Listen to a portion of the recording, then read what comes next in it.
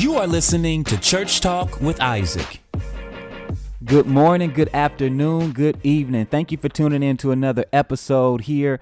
Again, my name is Isaac Watson. If this is your first time listening, and I wanna do a topic today that I am actually in love with. I love talking about the apostolic. I love talking about the ministry of the apostles, the apostolic church, because one of the things that I believe God has called me to be is apostolic. I believe that, as a church planter, as a leader called to leaders, I just believe that there are certain things that we just have to understand and come into grips with regarding what we would call apostolic. One of the things that I've seen throughout time, throughout history, in my life and experience, I've seen a lot of people just completely abusing the term apostle, completely abusing the word apostolic and what it looks like, what it means to be apostolic.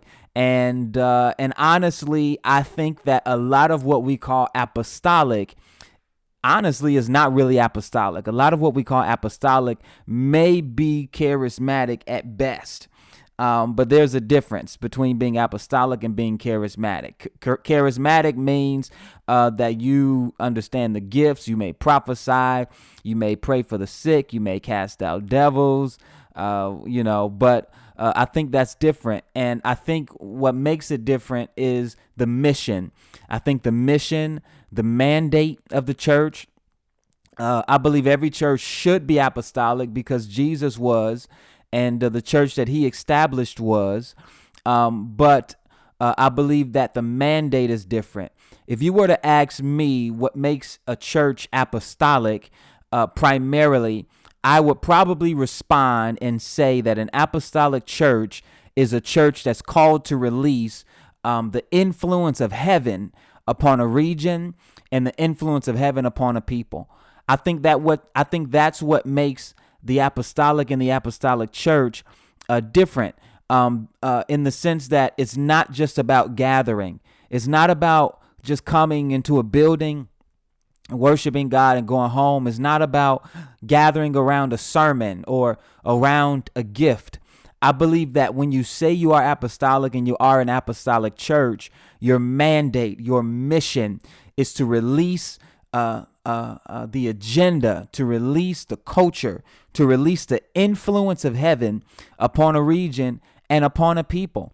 I believe that just atmospherically, there's a difference within an apostolic church. And I also think in the aspect of people being built up to where they become conduits and they become containers and they become carriers of the transformative nature of heaven, the transformative nature of Jesus Christ. And they begin to be sent out into various areas of influence, their jobs, their occupations, their schools, their families, and they begin to release the influence of heaven where they are called to be. One of the things, honestly, that annoys me, I'm going to be quite honest, it annoys me is how much the term apostle has just been hijacked. And it's like everybody now just wants to be an apostle, or everybody believes that they are an apostle. But I believe that there are just certain things that has to be in place. I believe that there are certain things that have to be understood, because I don't believe all these people that say that they are actually apostles. I think that there are certain things that we have to look at scripturally in order to identify. For one, I don't think you can be elevated to one.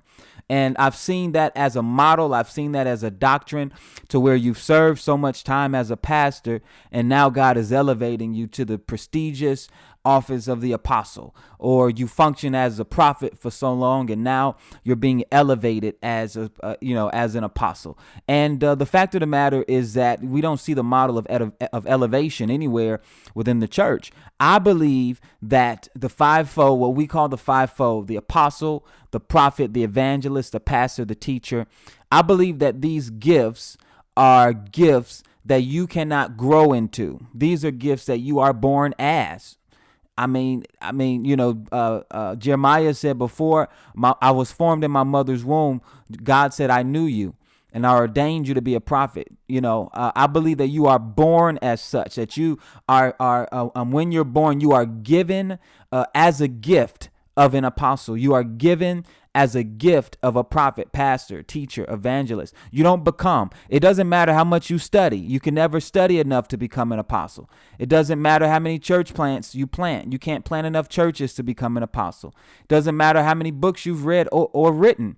You cannot write enough books to become, or read enough books to become an apostle or a prophet, or whatever the case may be. And it almost seems like we've adopted a paradigm to where if we check off so many points on a list, we'll qualify to become such a thing. Okay, I operate in miracles. Okay, I'm an apostle. Or I plant churches.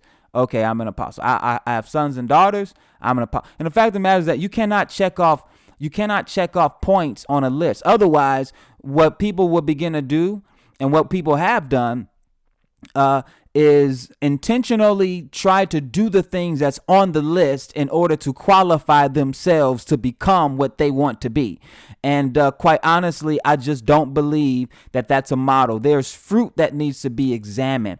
And a major part of that fruit is whether or not, once again, as an apostle, you are a sent one. The word apostle comes from the word apostolos, which means a sent one, sent in the authority of the sender. So you are sent as an ambassador. You're sent as a colonizer. You're sent as an enculturator. And your primary mandate is to go to a region and release the culture of the culture that you came from into the culture that you have gone to.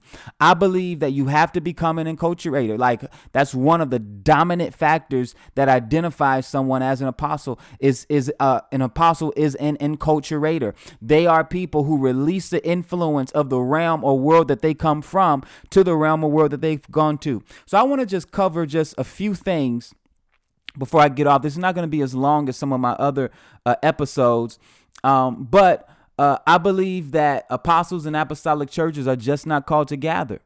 Again, they're called to release heaven's influence. And if this is missing, it's not apostolic. If this is missing, again, it may be charismatic at best. So many people, I want to give you all something to think about. All right. Now, some people, you may not even come from a church culture where they embrace what I'm talking about. But for those of you who do, I want to give you something to think about. There are various gifts within the church, various gifts that are given from God. God gives certain people gifts from birth. God gives people certain gifts through impartation. God gives people certain gifts through the infilling or baptism of the Holy Spirit. God gives certain people as gifts, as in fivefold gifts. So there are very many, there are many different gifts within the church. And honestly, my personal opinion, y'all, don't stone me. Don't come after me.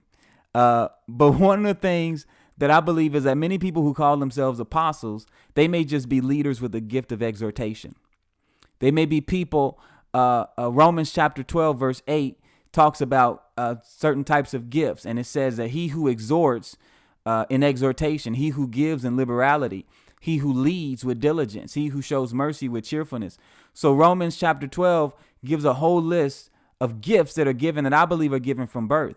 And two of those gifts are gifts of leadership and a gift of exhortation. And when we deal with exhortation, the word exhort or exhortation, it comes from the word parakaleo, which means to encourage, to invite, or to summons. It actually represents someone who is a legal advocate or someone who has legal overtones, or in other words, someone who may preach with authority or talk with authority or pray with authority. And I believe that many people, because they may carry a sense of authority in a sense to where people gather around what they say, gather around what they're doing, it gives an apostolic undertone to it, where we would think that authority is coming from an apostle when it's really coming from a leader with the gift of exhortation. That's my personal opinion. All right. So I think that many people that we look at as, let me give you another one. Many people that we may see as apostles, they may have a gift of government. Where we look at 1 Corinthians chapter 12, 28, it says, and God is set in the church, first apostles, secondarily prophets, thirdly teachers, after that miracles and gifts of healing, helps, administrations, varieties of tongues. The word administrations can also be translated as governments. And that word in the Greek, it actually means one who steers a ship. So it gives a connotation of someone who is steering a vision, someone who is steering an organization, or in other words, people who may have eldership capability who can lead and help assist in the vision that has been given to the senior leadership of that ministry. So I believe that people who we may call apostles, they may simply as well be people with the gift of governments or administrations or the ability to steer, to guide, to direct, to lead. So I think that there are certain things that we have to kind of re-examine when we are identifying what is apostolic or who is an apostle or what is an apostle versus what's not. So maybe what I'll do is I'll come on another time. If you all want to hear more about this, just let me know. And what I'll do is I'll elaborate a little more on just what I believe it means to be an apostle, or what apostolic traits or traits of an apostle looks like versus things that we may have been maybe misplaced in, and we may have misplaced other people due to ignorance, due to not understanding what it looks like. And the things that I'm saying about the apostle can be applied to the other gifts as well. I'm just highlighting the apostle. So the things that I'm talking about as far as a gift of exhortation, there are many people who have been misidentified as prophets because they have a gift of exhortation. Intercessors who have been misidentified as prophets because when they pray, there's an authoritative undertone to it that is just innately there. And it may not be that you're a fivefold gift per se, but you may have a gift of exhortation where you have that authoritative undertone.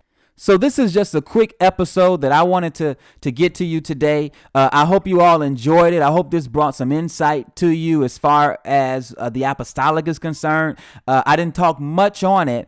I want to, and I probably will in the future. So listen, I love y'all. Thanks for rocking with me. Be sure to subscribe. Be sure to share this, and be sure to rate this. And I will talk to you all soon. Y'all be blessed. Have a great week. Thank you for listening to Church Talk with Isaac. If you enjoy our content and benefit from this podcast, do me a favor and subscribe, leave a review, and share with your friends, family, and colleagues. I'm also on all social media platforms and would love to connect with you. You can also partner with us by visiting isaacwatsonministries.com and clicking donate. Your partnership helps us to get the message of Jesus through Isaac Watson Ministries to the world. Talk to you soon.